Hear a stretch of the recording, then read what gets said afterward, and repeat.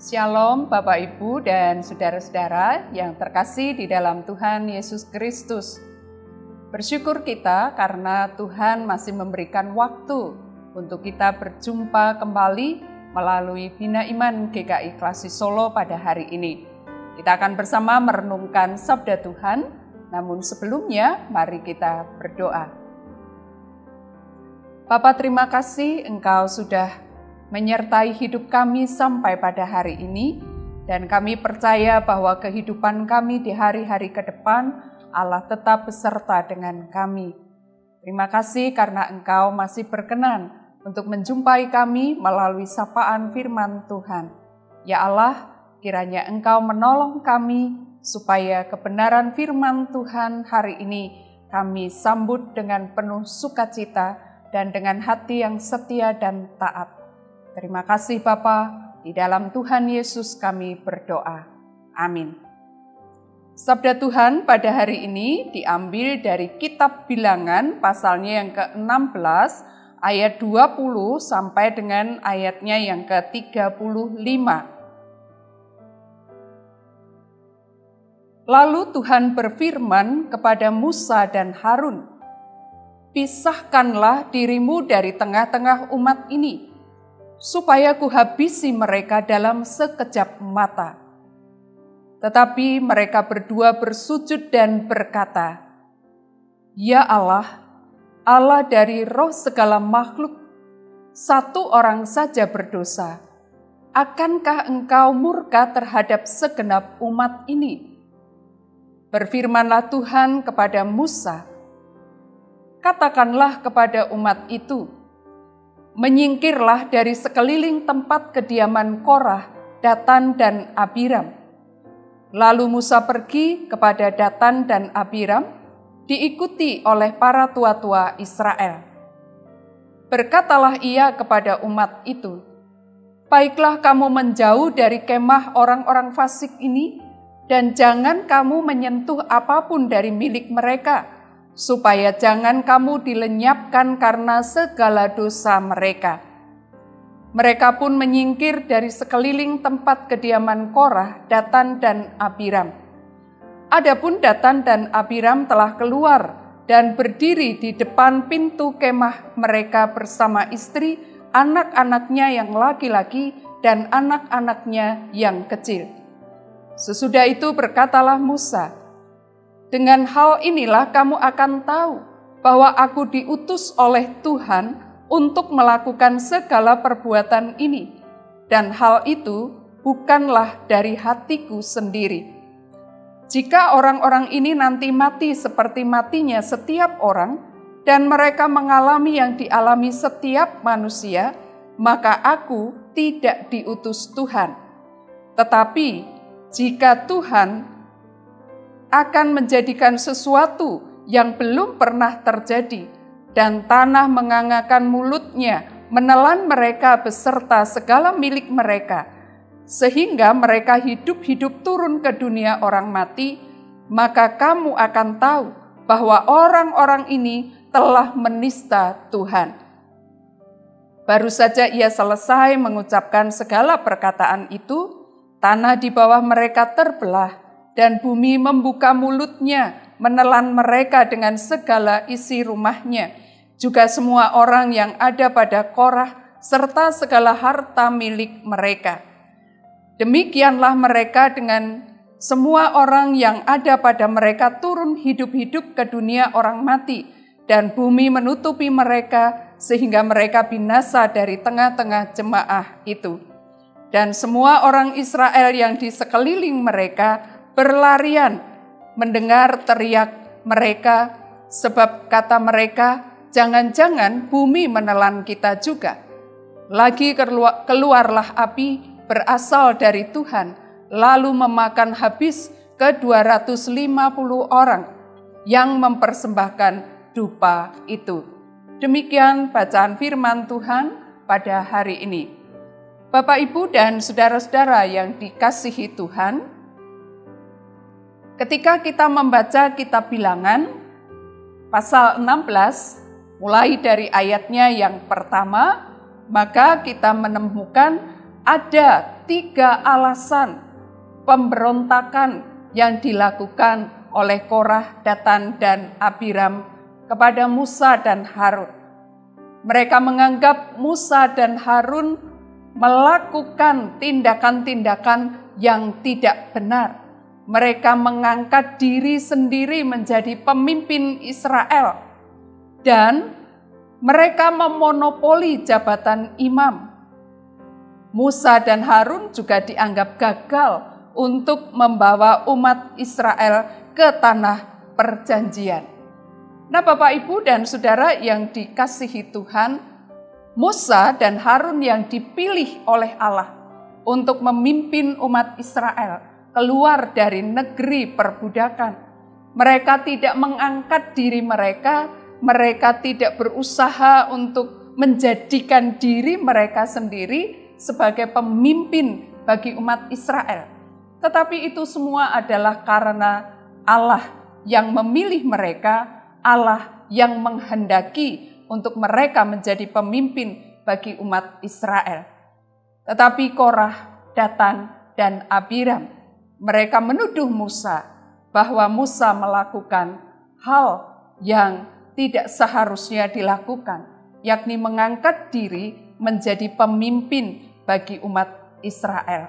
Sehingga mereka memberontak dan mereka menghimpun orang-orang sampai ada 250 orang bersama dengan mereka melakukan pemberontakan terhadap Musa dan Harun.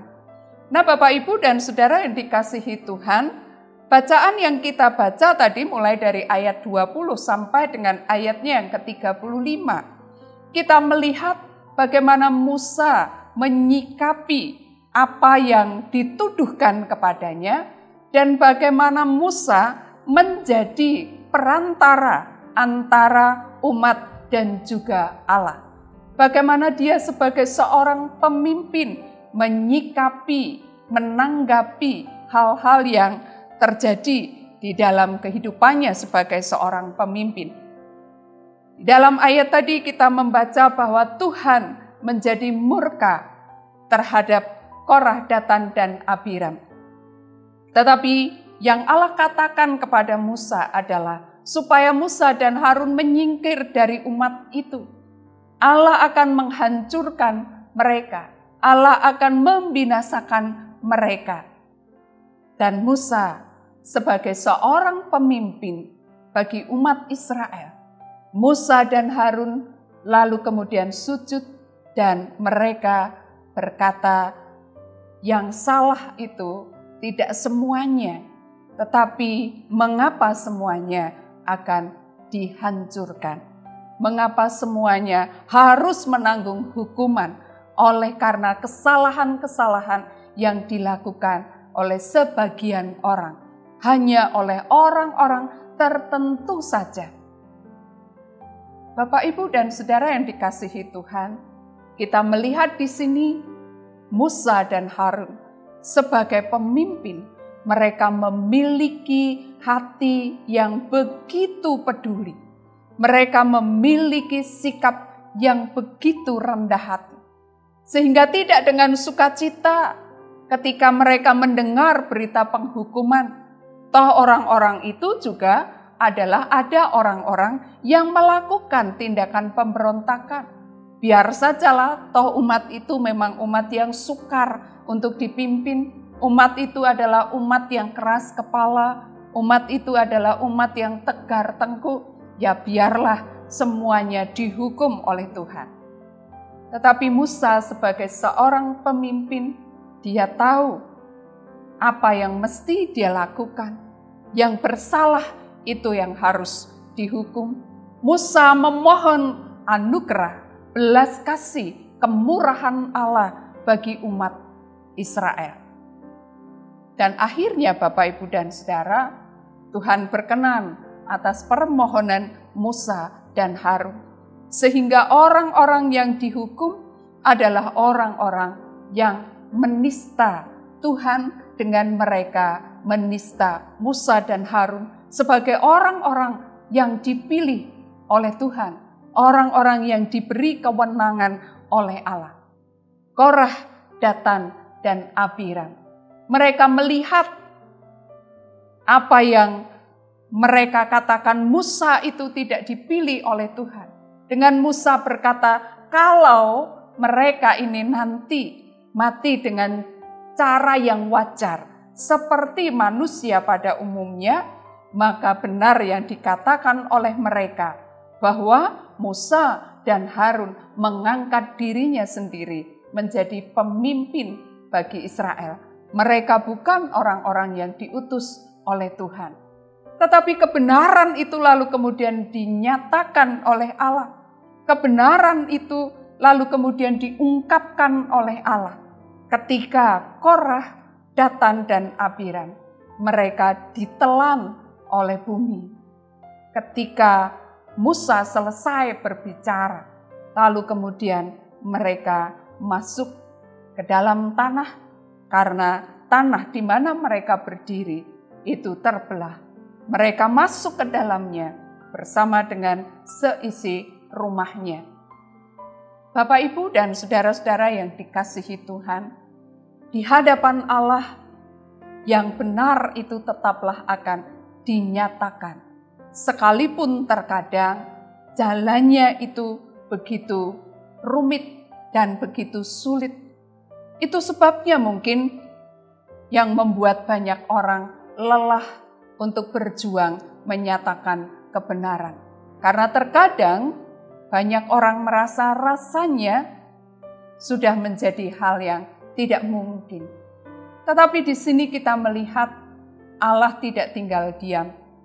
Kebenaran yang kemudian dinyatakan oleh Allah akhirnya membuat umat Israel menjadi tahu benar yang dikatakan oleh Musa, bahwa mereka adalah orang-orang yang diutus tidak karena mereka mengangkat diri mereka sendiri sebagai pemimpin bagi umat Israel. Kebenaran tetaplah kebenaran.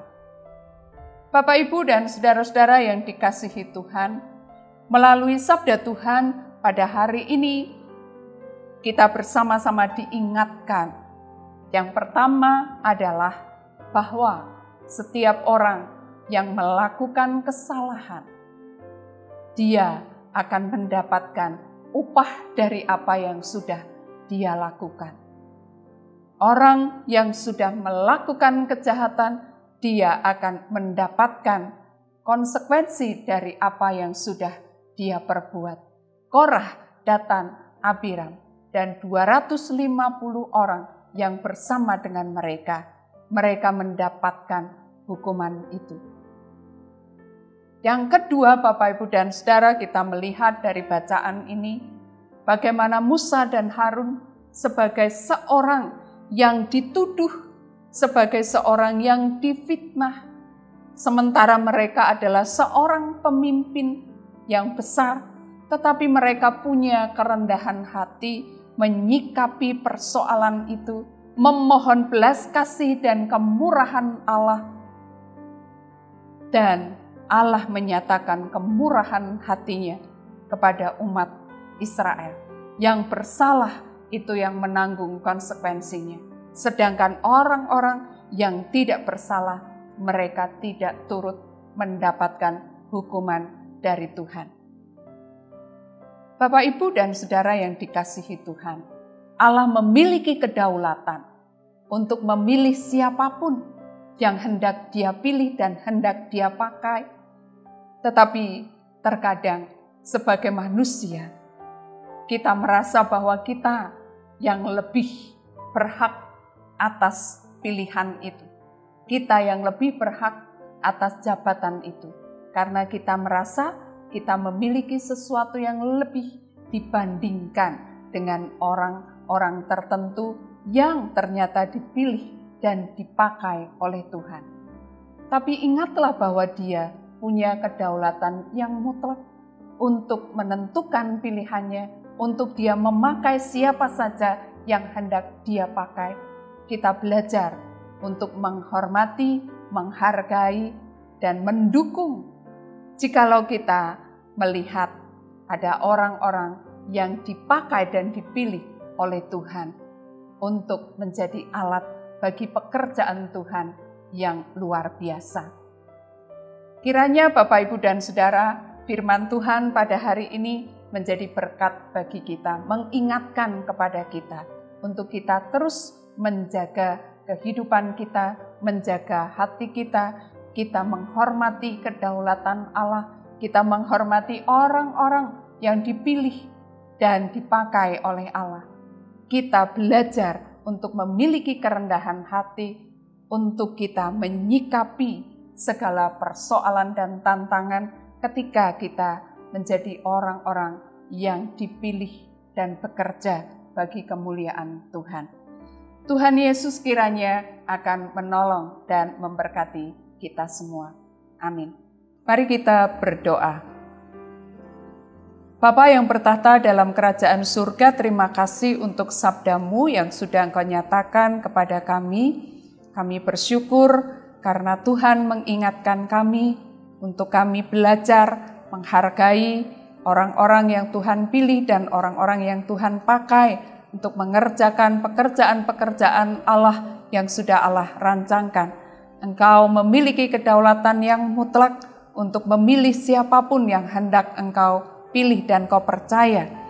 Bapa di surga, kiranya Engkau jadikan kami sebagai rekan yang baik, sebagai orang-orang yang memberi dukungan, sebagai orang-orang yang bisa bekerja sama dengan baik dengan saudara-saudara kami untuk melakukan pekerjaan Tuhan. Bapa di surga, kami berdoa untuk GKI Klasi Solo ini, Tuhan terus akan menyertai dan memberkati. Tuhan berkati setiap hamba Tuhan yang memberitakan sabda Tuhan. Tuhan memberkati untuk semua orang yang melibatkan diri di dalam karya keselamatan Allah.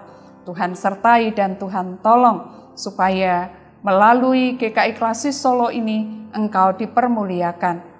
Bapa di surga, kami juga menyerahkan untuk kehidupan bangsa dan negara kami. Tuhan memberkati para pemimpin kami di dalam setiap rencana-rencana ke depan untuk kebaikan bagi seluruh negeri ini. Keadilan, kesejahteraan boleh sungguh-sungguh dinyatakan dan bukan hanya untuk kalangan tertentu, tetapi untuk seluruh rakyat di tengah-tengah bangsa dan negara kami. Terima kasih Bapa di surga, hanya di dalam Yesus Kristus Tuhan kami berdoa. Amin.